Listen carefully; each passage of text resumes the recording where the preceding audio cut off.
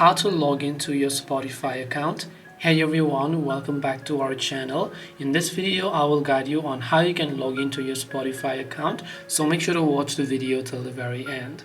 So if you would like to log into your Spotify account, it's actually quite simple. You can simply choose to open the Spotify application here, and once you launch a Spotify app, you can find the login option from the bottom, which you can just tap on it, and here you'll find the option called email or username or password. So make sure to enter the email address that was associated with your Spotify account over here, and once you make sure you do that, you can also go ahead and then enter your password manually. If you don't know what password you have typed in, you can hit the I button and then just hit the login option to log into your Spotify account.